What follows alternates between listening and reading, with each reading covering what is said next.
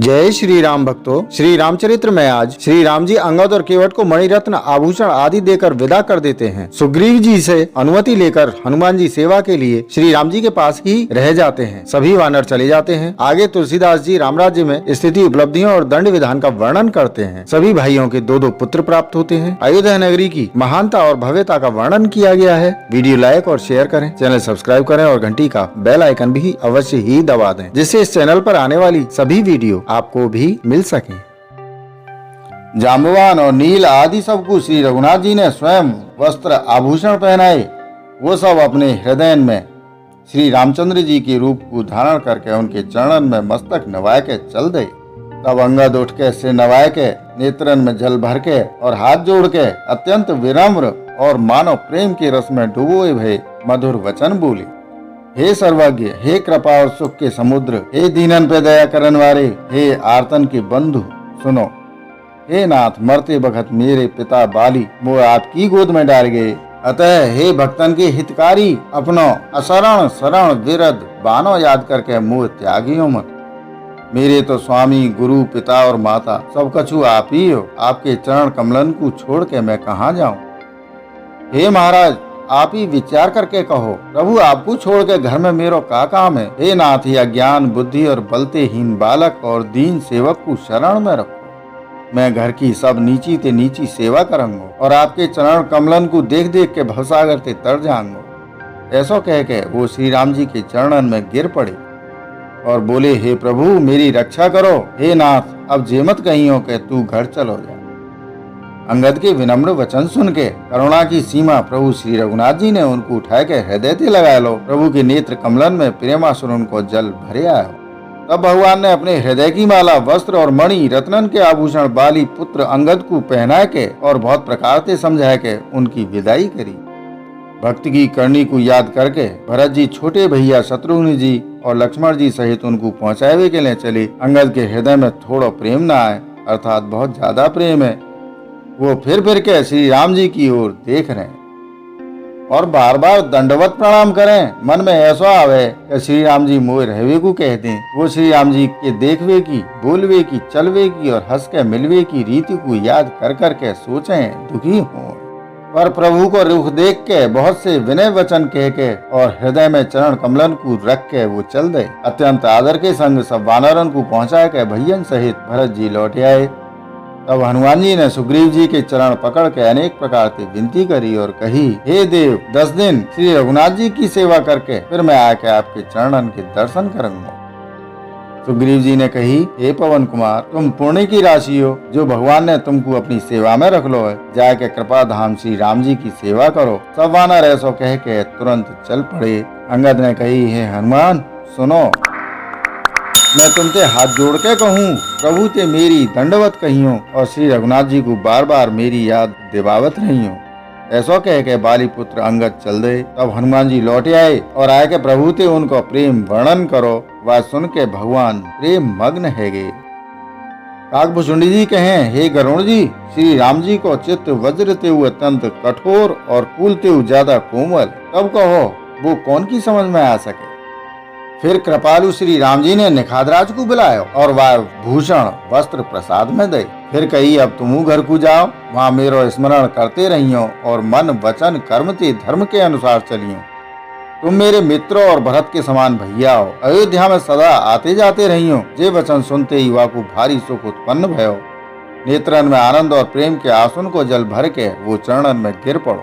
फिर भगवान के चरण कमलन को हृदय में रख के वो घर आयो और आके अपने कुटुम्बिन को वाने प्रभु को स्वभाव सुनायो।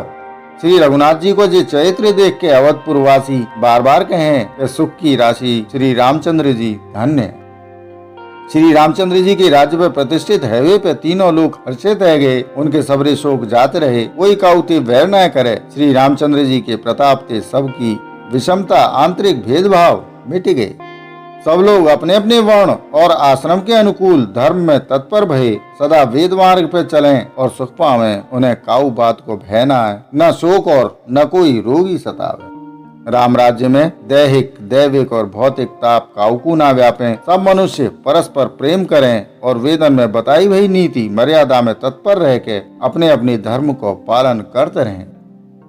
धर्म अपने चारों चरण सत्य, शौच, दया और दान ते जगत में परिपूर्ण है रोय।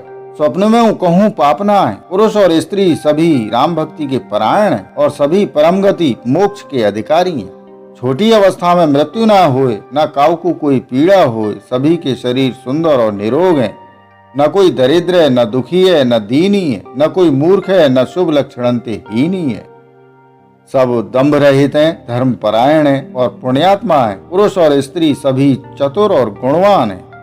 सभी गुणन को आदर करने वाले और पंडित हैं और सब ज्ञानी हैं। सभी कृतज्ञ, एक दूसरे के करे हुए उपकार को मानन वाले हैं। कपट, चतुराई, धूर्तता काऊ में ना। काकभूषुंडी जी कहें, हे पक्षीराज गरुण जी, सुनो, श्री राम जी के राज्य में जड़ चेतन सबरे जगत में काल, कर्म, स्वभाव और गुणन के उत्पन्न भय दुख काउकू ना हो, अर्थात इनके बंधन में कोई ना।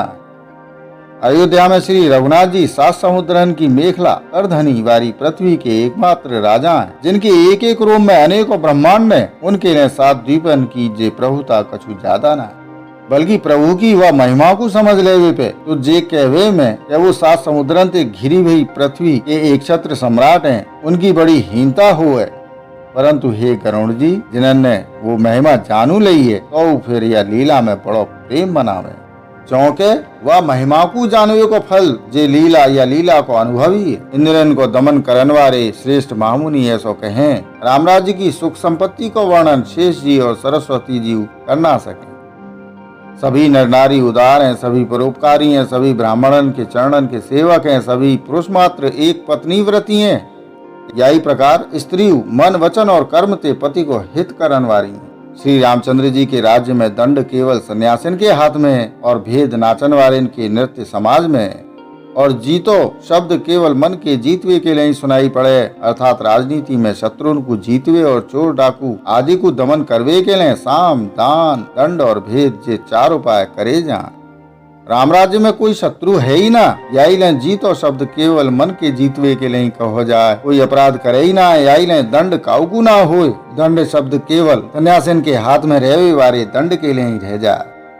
और सब अनुकूल हेवे के कारण भेद नीति की आवश्यकता ही ना रह गई। भेद शब्द केवल सुरताल के भेद के लिए काम में आवे। वनन में वृक्ष सदा फूलें और फलें, हाथी और सिंह वैर भूल के एक संग रहें। पक्षी और पशु सभी ने स्वाभाविक वैर भुलाए के आपस में प्रेम बढ़ा लो। पक्षी कूंजे, मीठी बोली बोलें, भांति भांति के पशुन के समूह वन में निर्भय विचरें और आनंद करें। शीतल मंद सुगंधित पवन चलते रहे, भौरा पुष्पन को रस लेके चलें और गुंजार करें। बेल और वृक्ष मांगवे ते ही मधु मकरंद टपका दें। गौ मनचाहो दूध दें, धरती सदा खेती ते भरी रहे। त्रेता में सतयुग की करनी स्थिति है गई। समस्त जगत के आत्मा भगवान को जगत को राजा जान के पर्वतन ने अनेक प्रकार की मणिन की खान प्रकट कर दी है। सब नदी श्रेष्ठ, शीतल, निर्मल और सुखप्रद स्वादिष्ट जल बहन लगी। समुद्र अपनी मर्यादा में रहें। वो लहरन के द्वारा किनारे इन पे रत्न डाल दे, जिन्हें मनुष्य पा जाए। सब तालाब कमलन ते परिपूर्ण है। 10 दिशान के विभाग अर्थात सभी प्रदेश अत्यंत प्रसन्न है।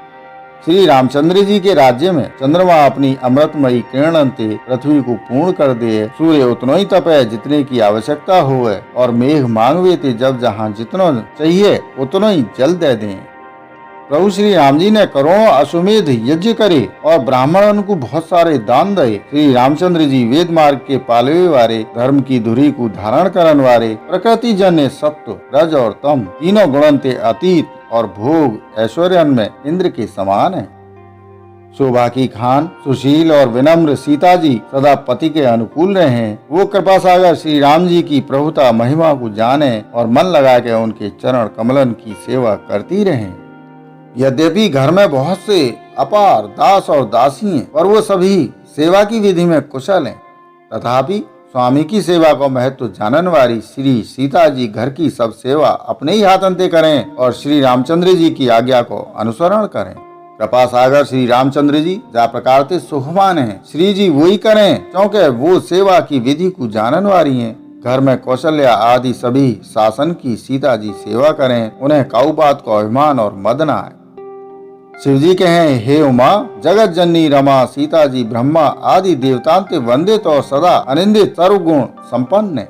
देवता जिनको कृपा कटाक्ष चाहें परंतु वो उनकी ओर देखें ना, वही लक्ष्मी जी जानकी जी अपने महामहिम स्वभाव को छोड़ के श्री रामचंद्र जी के चरणारविंदन में प्रीति करें। सब भाई अनुकूल रह के उनकी सेवा करें। श्री राम जी के चरणन में उनकी अत्यंत ज्यादा प्रीति है। वो सदा प्रभु को मुखारविंदी देखत रहे कि कृपालु श्री राम जी कबू हमें कछु सेवा करवे को कहें। श्री रामचंद्र जी भैयन पर प्रेम करें और उन्हें नाना प्रकार की नीति सिखावत रहें। नगर के लोग हर्षित रहें और सब प्रकार के देव दुर्लभ देवतान को कठिनता से प्राप्त होवे योग्य भोग भोगें। वो दिन रात ब्रह्मा जी को मनावत रहें और उनते श्री रघुवीर जी के चरणन में प्रीति चाहें जिनको वेद पुराणन ने वर्णन करो। वो दोनों ही विजयी विख्यात योद्धा नम्र और गुणन के धाम है और अत्यंत सुंदर हैं, मानो श्री हरि के प्रतिबिंब ही हों। दो पुत्र सवरे भैयन के भय जो बड़ी सुंदर गुणवान और सुशील है, जो बौद्धिक ज्ञान वाणी और इंद्रियन ते परे और अजन्मा है और माया मन और गुणन के परे हैं। वही सच्चिदानंद घन भगवान श्रेष्ठ नरलीला करते रहे। प्रातः काल सरयू जी में स्नान करके ब्राह्मण और सज्जनन के संग सभा में बैठे। वशिष्ठ जी वेद और पुराणन की कथा वर्णन करें और श्री राम जी सुने। यद्यपि वो सब जाने, वो भैयन को संग लेकर भोजन करें। उन्हें देख के सब माता आनंद से भर जाएं। भरत जी और शत्रुघ्न जी दोनों भैया हनुमान जी सहित उपवनन में जाके वहाँ बैठ गए। श्री राम जी के गुणन की कथा पूछें और हनुमान जी अपनी सुंदर बुद्धि से उन गुणन में गोता लगा के उनको वर्णन करें। श्री राम जी के निर्मल गुणन को सुन के दोनों भैया अत्यंत सुख पावे और विनय करके बार बार कहलवावे। सबके यहाँ घर घर में पुराण और अनेक प्रकार के पवित्र रामचरित्रन की कथा होए। पुरुष और स्त्री सभी रामचंद्र जी को गुणगान करें और यह आनंद में दिन रात को बीतनो पतो ना पड़े। जहाँ भगवान श्री रामचंद्र जी स्वयं राजा है के विराजमान है, वह अवधपुरी के निवासिन के सुख संपत्ति के समुदाय को वर्णन हजारों शेष जीव न कर सके। नारद आदि और सनक आदि मुनीश्वर सब कौशलराज श्री राम जी के दर्शन के लिए प्रतिदिन अयोध्या में और वह दिव्य नगर को देख के वैराग्य भूल जाएं। दिव्य स्वर्ण और रत्नन ते बनी भई अटारी हैं। उनमें मणि रत्नन की बहुत सारी रंगन की सुंदर ढली भई फर्श हैं। नगर के चारों ओर अत्यंत सुंदर परकोटा बनो है, जहाँ पे सुंदर रंग बिरंगे कंगूरा बने हुए हैं। मानो नवग्रह ने बड़ी भारी सेना बना के अमरावती को आकर घेर लो हो। पृथ्वी सड़कन पे बहुत सारे रंगन के दिव्य कांच रत्नन की गच बनाई ढाली गई है। जाय देख के श्रेष्ठ मुनिन के मन नाच उठे। उज्ज्वल महल ऊपर आकाश को चूम छू रहे हैं। महलन पे के कलश अपने दिव्य प्रकाश से मानो सूर्य चंद्रमा के प्रकाश की निंदा तिरस्कार करें। महलन में बहुत सी मणिन ते रचे हुए झरोखा सुशोभित हैं और घर घर में मणिन के दीपक शोभा पाए रहे हैं। घरन में मणिन के दीपक शोभा दे रहे हैं। मूंगन की बनी भई देहली चमक रही है। मणि और रत्नन के खंभा हैं। मरकत मणि पन्नन ते जड़ी भई सोने की दीवार ऐसी सुंदर है मानो ब्रह्मा ने खास तौर से बनाई हो। महल सुंदर मनोहर और विशाल है। उनमें सुंदर स्फटिक के आंगन बने हुए हैं। प्रत्येक द्वार पर बहुत से खरादे भई हीरन ते जड़े भई सोने के किवाड़ हैं। घर घर में सुंदर चित्रशालाएं जिनमें श्री राम जी के चरित्र बड़ी सुंदरता के संग संवार के अंकित करे हुए हैं। जिन्हें मुनि देखें तो उनके उचित को चुरा लें। सभी लोगों ने भिन्न भिन्न प्रकार की पुष्पन की वाटिका यत्न करके लगाए रखी हैं, जिनमें बहुत जातिन की सुंदर ललित लताएं सदा वसंत की तरह फूलती रहें। भौरा मनोहर स्वर से गुंजार करें। सदा तीनों प्रकार की सुंदर वायु बहत है। बालकन ने बहुत से पक्षी पाल रखे हैं जो मधुर बोली बोलें और उड़वे में सुंदर लगे। मोर हंस सारस और कबूतर घरन के ऊपर बड़ी शोभा पावे। वो पक्षी मणिन की दीवार और छत्तन में जहाँ तहाँ अपनी परछाई देख के वहाँ दूसरे पक्षी समझ के बहुत प्रकार के मधुर बोली बोले और नृत्य करें। बालक तोता मैना को पढ़ावे के कहो राम रघुपति जनपालक राजद्वार सब प्रकार से सुंदर हैं। गली चौराहे और बाजार सभी सुंदर हैं। जय श्री राम। प्रियजनों, शेष रामचरित्र अगले वीडियो में। तब तक इस वीडियो को लाइक और शेयर करें, चैनल को सब्सक्राइब करें, साथ ही नोटिफिकेशन बेल आइकन को दबाना ना भूलें, जिससे आने वाली वीडियो आपको मिलती रहें। वसुधैव कुटुंबकम। जय श्री राम। जय हिंद।